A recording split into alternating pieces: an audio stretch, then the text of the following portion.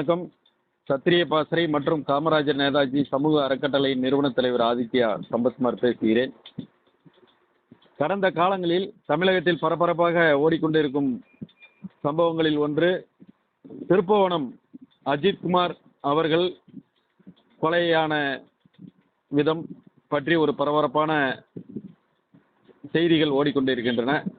அதில் குறிப்பாக சொல்ல வேண்டுமென்றால், ஒரு நிகிதா என்ற ஒரு பெண்மணி, ஏற்கனவே குற்ற பின்புலம் உள்ள பெண்மணி, ஏற்கனவே 4 கணவர்களை விவாகரத்து செய்த ஒரு பெண்மணி, பல குற்ற வழக்குகள் நிலுவையில் உள்ள ஒரு பெண்மணி, காவல்துறையில் ஒரு புகார் வாய் மூலமாக முதலில் அளித்ததாக சொல்கிறார்கள், பின்பு அளித்ததாக சொல்கிறார்கள். அவர்கள் ஒட்டுமொத்த மதுரை மாவட்ட காவல்துறையை திசை திருப்பும் வண்ணம் அளித்த புகாரை எடுத்துக்கொண்டு அவ்வளவு துரிதமாக தனிப்படை காவலர்கள் 4 பேர் செயல்பட்ட விதம் அவ்வளவு ஒரு மனிதநேயத்துக்கு அப்பாற்பட்ட ஒரு நிகழ்வாக இருக்கிறது. அது ஒட்டுமொத்த காவல்துறையின் மாண்பை குறைக்கும் விதமாக அவர்கள் செயல்பட்ட விதம் கண்டிக்கத்தக்கது, வருந்தத்தக்கது. இதுபோன்ற நிகழ்வு இனி எந்த ஒருபோதும் நிகழக்கூடாது. அதே தருணத்திலே அந்த 4 காவலர்களை பற்றியும் பரவலாக விரிவாக பல செய்திகள் அந்த மதுரை மாவட்டத்தில் வந்து கொண்டிருக்கின்றன. அவர்கள் ஒரு தனி ராஜ்யம் நடத்தியதாகவும், அவர்கள் எந்த ஒரு உயர் அதிகாரிகள் கட்டளைக்கும் கட்டுப்பட்டவர்கள் அல்ல என்றும் வெகு பரவலாக அந்த செய்திகள் வந்து கொண்டு வெகு பரவலாக அந்த செய்திகள் பரப்பப்பட்டு வருகின்றன. அவை உண்மையா என்று சிபிஐ தான் விசாரிக்க வேண்டும். அதிலும் குறிப்பாக ராஜா என்ற ஒரு காவலர் மிக கடுமையாக நடந்து கொள்வார், அனைவரிடமும் மிக ஒரு யதாச்சரிகமாக நடந்து கொள்வார் என்றும், அவருடைய செல்போனில் வரும் கால் லிஸ்ட் சிடிஆர் ஃபைலை எடுத்து பார்த்தால் மிக மிக பல உண்மைகள் வெளிவரும் என்றெல்லாம் அறிவித்திருக்கிறார்கள், தெரிவித்துக் கொண்டிருக்கிறார்கள். அதை சிபிஐ விசாரித்துக் கொண்டிருக்கிறது. அதை அவர்கள் வெளிக்கொண்டு வருவார்கள். அதே நேரத்திலே இதை தாண்டி இன்னும் ஒரு செய்தி ஓடிக்கொண்டிருக்கிறது. அதே நேரத்திலே நிகிதா என்ற பெண்ணை தமிழக காவல்துறையும் மாண்புமிகு முதல்வர் அவர்களும் கைது செய்ய உத்தரவிட வேண்டும். அதே நேரத்திலே மாண்புமிகு முதல்வர் அவர்கள் தாயுள்ளத்தோடு அந்த கொலையுண்ட அஜித்குமாரின் அம்மாவை தொடர்ந்து கொண்டு சாரி என்று ஒரு மிகப்பெரிய ஒரு வார்த்தையை கேட்டுள்ளார். அது அனைவரும் வரவேற்கிறோம். குறிப்பாக அந்த ஏழை தொழிலாளியின் அந்த இறப்புக்கு அவர் கேட்டது ஒரு பெரிய ஒரு இது. அதே நேரத்திலே அந்த ஏழை தொழிலாளியின் இழப்பிற்கு உரிய ஒரு நிதியையும் வழங்க வேண்டும். அவர்களுக்கு ஒதுக்கப்பட்ட இடம் ஏதோ தூரத்தில் ஒதுக்கப்பட்டதாக கூறியிருக்கிறார்கள். நிதியும் அரசு 1 கோடி ரூபாய் நிதியை வழங்க முன்வர வேண்டும். மாண்புமிகு முதல்வர் இந்த தேர்தல் வரும் தருணத்திலே அந்த தொகையை வழங்கி அந்த குடும்பத்திற்கு ஒரு பேராதரவு தர வேண்டும் என்பதை கோரிக்கையாக வைக்கிறோம். அதே நேரத்திலே அடுத்தபடியாக பார்த்தோம் என்றால், திருச்சி சிவா அவர்களின் பேச்சு, பெருந்தலைவர் காமராஜரை பற்றி பேசிய பேச்சு ஏற்புடையதல்ல. அதை எங்களது அமைப்பு சார்பாகவும் கிட்டத்தட்ட ஒட்டுமொத்த நாடார் சமுதாயத்தின் சார்பாகவும் அதை கடுமையாக எதிர்க்கிறோம்.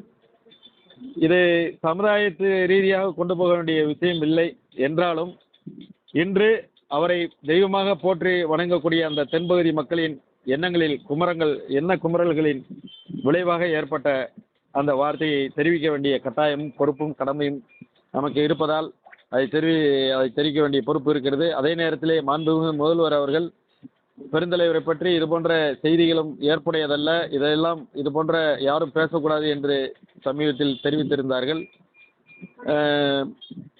அதே நேரத்திலே மாண்புமிகு முன்னாள் நாடாளுமன்ற உறுப்பினர் திருச்சி சிவா அவர்கள் ஒரு கண்ணியமிக்க ஒரு பேச்சாளர், ஒரு சிறந்த பேச்சாளர். அவர் இவ்வாறு பேசுவது என்பது ஏற்புடையதல்ல.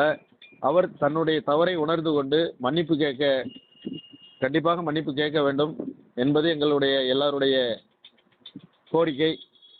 அடுத்து, காவல்துறையில் 4 காவலர்கள் தவறு செய்து விட்டார்கள் என்பதற்காக ஒட்டுமொத்த காவல்துறையும் பழி சுமத்துவது என்பது ஏற்புடையதல்ல. தமிழக காவல்துறை என்பது மிக ஒரு சீரும் சிறப்பும் வாய்ந்த ஒரு பெருமையான காவல்துறை, ஒரு மிகச்சிறந்த ஒரு காவல்துறை. தமிழக காவல்துறையை யாரும் அவ்வளவு எளிதில் குறை சொல்லிவிட முடியாது. தமிழக காவல்துறைக்கு ஐஜி அருள் அவர்கள், வால்டர் தேவாரம் அவர்கள், சைலேந்திர பாபு அவர்கள், இன்னும் அவரை போன்று போற்றுதலுக்குரிய பல தலைவர்கள் இருந்து மிக செம்மையாக வழிநடத்தி இருக்கிறார்கள். அதுபோன்ற காவல்துறையை குறை சொல்வதை ஒருபோதும் ஏற்க முடியாது. அதே நேரத்திலே தமிழக அரசு காவலர்களுக்கு அவர்கள் ஏற்படும் மன உளைச்சலுக்கும் மன அழுத்தத்திற்கும் ஒரு தீர்வு காண முன்வர வேண்டும். குறிப்பாக சொல்ல வேண்டும் என்றால் காவலர்களுக்கு அவர்கள் வாராந்திர விடுமுறை முறையாக்கப்பட வேண்டும். கட்டாயம் வாராந்திர விடுமுறை அளிக்கப்பட வேண்டும். அதே நேரத்திலே காவல்துறையினர் திருமண நாளிலும் சரி, பிறந்த நாளுக்கும் சரி 5000 ரூபாய் ஊக்கத்தொகையை அளித்து கட்டாயம் விடுமுறை அளிக்க வேண்டும். உயர் அதிகாரிகளுக்கு திருமண நாளும் சரி, பிறந்த நாளிற்கும் சரி 10,000 ரூபாய் ஊக்கத்தொகையை அளித்து கண்டிப்பாக விடுமுறை வழங்க வேண்டும். இது போன்ற நடவடிக்கைகளை அரசு முன்வர வேண்டும். அதே நேரத்திலே காவல் நிலையங்களை அதிகப்படுத்த வேண்டும். காவலர்களை அதிகப்படுத்த வேண்டும். இரவு நேர ரோந்து பணிகளிலே குறிப்பாக சொல்ல வேண்டும் என்றால் பல பகுதிகளிலே ஒரு காவலர் செல்ல வேண்டிய இக்கட்டான சூழல் ஏற்படுகிறது. அப்பொழுது அவர்களுக்கு உயிருக்கு எந்த ஒரு உத்தரவாதமும் இல்லாத ஒரு சூழல் ஏற்படுகிறது. அதே நேரத்திலே காவலர்களுக்கு இழப்பு, அதாவது மருத்துவ காப்பீட்டு தொகை அதிகப்படுத்தி வழங்க வேண்டும். 1 கோடி ரூபாய் மதிப்பிட்டு 1 கோடி ரூபாயில் எந்த மருத்துவமனைக்கு சென்றாலும் பார்க்கக்கூடிய அளவிற்கு அவர்களுக்கு 1 கோடி ரூபாய் வசதிக்கு மருத்துவ காப்பீடை உயர்த்தி தர வேண்டும். அதே மருத்துவ காப்பீட்டு திட்டத்திலே அவர்களது மனைவி, மகன், அவர்களது தாய், தந்தையர் ஆகியோருக்காக சேர்த்து அனைவரையும் சேர்த்து ஒரே இதாக அடையாள அட்டை வழங்கப்பட வேண்டும். அந்த 1 கோடி ரூபாயில் யார் வேண்டுமானாலும் வைத்தியம் செய்யக்கூடிய அளவுக்கு மாற்றி அமைக்கப்பட வேண்டும். மற்றும் காவல்துறையினின் பெற்றோர்களுக்கு பேருந்தில் இலவச பாஸ் வசதி செய்து தர வேண்டும். நீண்ட தூர குறுகிய தூரத்திற்கு அவர்கள் பெற்றோருக்கு இலவச பாஸ் வசதியை தமிழக அரசு செய்து தர வேண்டும்.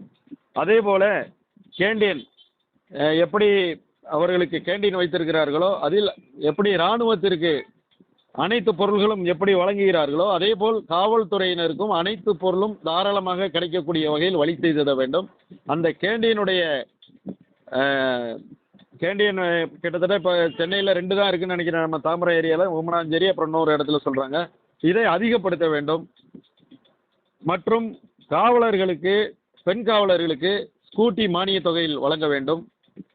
இது போன்ற பல முன்னெடுப்புகளை செய்து காவலர்களை மன அழுத்தத்தில் இருந்து மீண்டு, இப்போ ஒரு குறிப்பாக நம்ம சொல்ல வேணும்னா ஒரு தேர்தல் நடக்குது. இப்போ இந்தியா எங்கே பார்த்தாலும் ஜனநாயக நாடு, 4வது பெரிய ஜனநாயக நாடு, 3வது பெரிய ஜனநாயக நாடு, 2வது பெரிய ஜனநாயக நாடு உலக அரங்கில் பேசப்படுதுன்னா அந்த தேர்தல் நடக்கக்கூடிய சூழலிலே கிட்டத்தட்ட ஒரு 10-15 நாள் தன் வீட்டில் இருந்து கிளம்பி அந்த ஓட்டெடுப்பு முடிந்து ஓட்டுப்பெட்டியை ஏய்த்து அந்த ஓட்டுப்பெட்டியை பிற மாநிலங்களில் தேர்தல் முடிந்து இங்கு ஓட்டு எண்ணும் வரை காவல் காத்து தனது வீட்டிற்கு எதற்கும் செல்ல முடியாமல், எந்த ஒரு இதற்கும் செல்ல முடியாமல், இயற்கை உபாதைகளை கூட ஒழுங்கா கழிக்க முடியாத ஒரு சூழலிலே அந்த கடும் பாதுகாப்பை வழங்கி ஒரு ஜனநாயக நாடு இந்தியா என்று பெயர் எடுக்கக்கூடிய அளவிற்கு அவர்களுடைய பணியில் மிக சிறப்பாக செய்து கொண்டிருக்கிறார்கள். அவர்களுக்கு அவர்களுடைய மன அழுத்தத்தை போக்க வேண்டிய கடமையும் பொறுப்பும் கண்டிப்பாக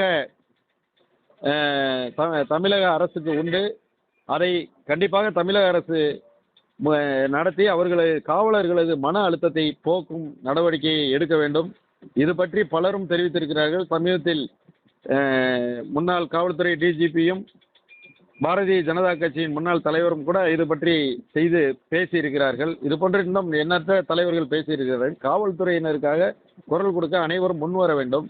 ஏனென்றால் அவர்கள் இல்லை என்றால் எதுவுமே கிடையாது. எந்த ஒரு சட்ட ஒழுங்காக இருந்தாலும் சரி, சாலை போக்குவரத்தாக இருந்தாலும் சரி, கோயில் கும்பாபிஷேகமாக இருந்தாலும் சரி, ஒரு ஊரில் நல்லது கெட்டது எது நடந்தாலும் சரி, அதை நிர்வகித்து பாதுகாக்கப்பட்டு வழி நடத்தி கொடுக்க வேண்டிய மாபெரும் கடமையில் உள்ளவர்களது மன அழுத்தத்தை போக்க வேண்டிய ஒரு மிக பெரிய பொறுப்பு தமிழக அரசுக்கு உண்டு.